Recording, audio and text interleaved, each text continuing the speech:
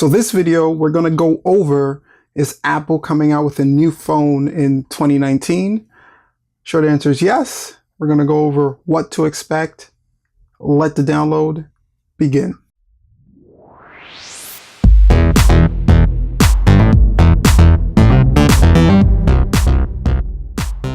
Now guys, if you're finding the channel for the first time, on this channel we do support videos for the technology that you have. We teach you what it is, what it does, and how to troubleshoot some of the biggest issues with any tech that you have in your home. If you enjoy videos like that, go ahead and hit that subscribe button down below. Don't forget to share your thoughts and comments in the comment section below the video as well. And also share the video out. You never know who it can help. Let's get right into Apple's new iPhone. So new year, new iPhones. Of course, Apple always releases a slate of iPhones within the new year, what to expect in 2019. We're going to just go over some quick information on the rumors that are floating around.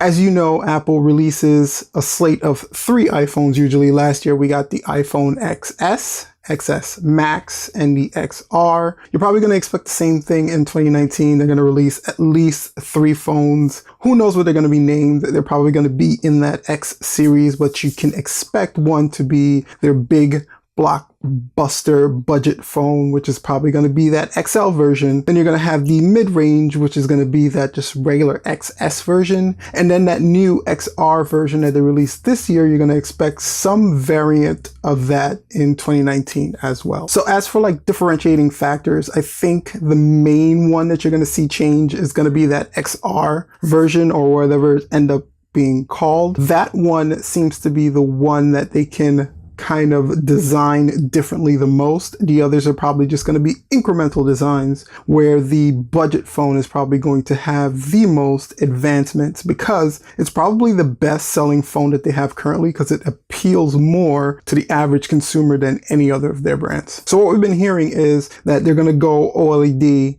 across the board. So you're going to have all 3 have OLED. It would definitely serve to form, because you have phones like the Samsung Galaxy S10e, or even the new Pixel 3 that came out recently. The budget version of those phones have been able to invest in their screens, while you have the XR that has an LCD screen that's only doing 720p. Now, bear in mind that for the average consumer, 720p is probably no different to 1080p for them, because they're consuming their media on this one device alone. It's not like they have 3 or 4 phones that they can compare the screens to. When you're comparing it, you can see the difference. When you're just consuming it on this one device, you're not really going to see the difference. It may serve to form that they don't have to upgrade to an OLED screen because they're more expensive, and that would in turn probably raise the price of the lower budget phone, which is already like $700. So any higher, and then you're getting into that mid-tier range of phones. So they want to keep that price low. I don't know if they're going to go OLED,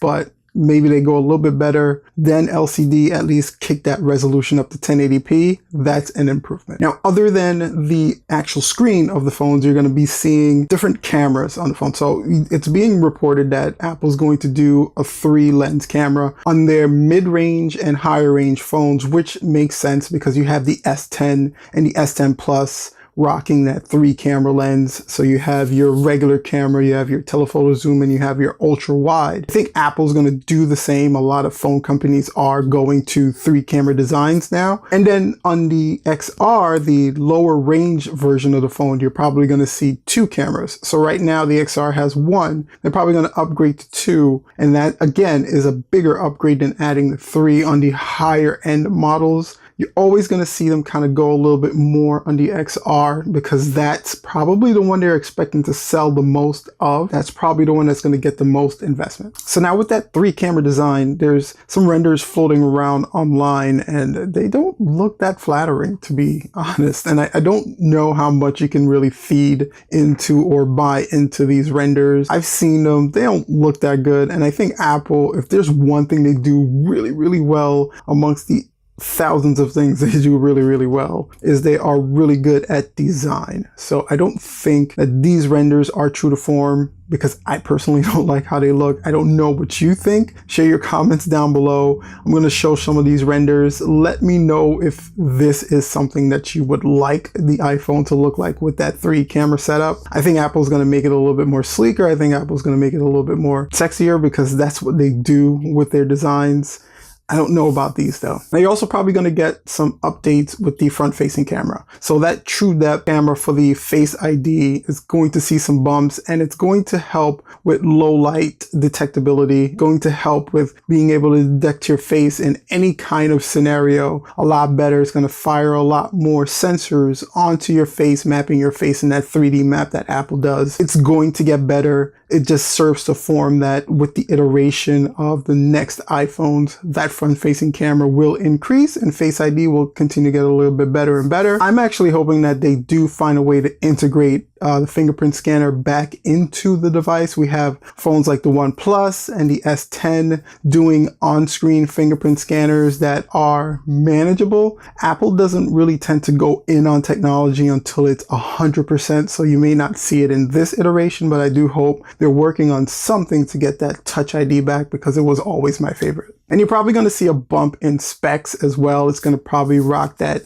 A13 chip, and with that you're going to see increased performance on an already fast and optimized phones. Apple phones are usually really quick because iOS is so optimized and they live in that box of Apple, so Apple can do everything they need to do to push updates and optimize their phones to 100%. So a faster phone is only going to get faster with the new iterations of the 2019 iPhones that are coming out. But you're probably going to also see some additions, so you're going to probably see some kind of integration with Apple Pencil. That would be really cool. One of the rumors I've been hearing is that the new iPhones will be compatible with the Apple Pencil. I think that would be a nice little push, and also would bear with a really good combination of the iOS and the Apple Pencil on your iPhone. Is going to really be able to compete with phones like the Note and give another option to consumers who want some kind of a stylus compatibility with their phones. Apple Pencil really works really well on the iPad. I think they'll probably have to redesign the Apple Pencil a little bit because that thing is huge, and to be writing on your phone with something that big probably wouldn't make too much sense. So a redesign of the Apple Pencil to go with the iPhones will probably come into play as well. I think Apple would really have a good opportunity here of attacking that Note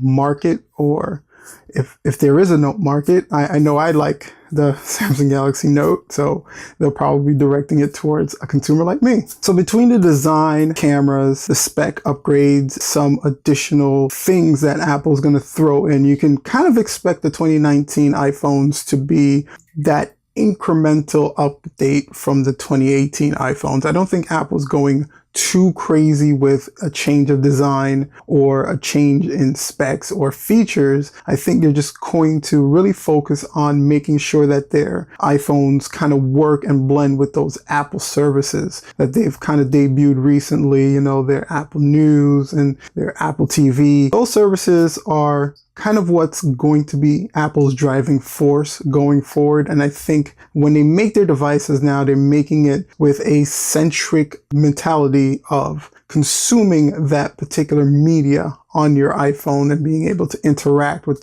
those medias on your iPhone. So I don't think they're focusing too much on radical changes or radical designs to their iPhones. They're focusing on making sure that they work the way they're supposed to, making sure that people are able to consume that media with, you know, that Apple ease and the ability to interchange between those Apple devices as best they can. The 2019 iPhones probably will debut very shortly, so we're going to see exactly how many of these rumors are right. I'm really pushing for that Apple Pencil rumor. That would probably tip me over the edge. I'm an Android guy, but with an Apple Pencil support of the iPhone, I think I would check it out. Anyway, guys, if you enjoyed the video, go ahead and hit that subscribe button. If you have questions, thoughts, or any comments, share those in the comment section below the video. Also, don't forget to share the video out.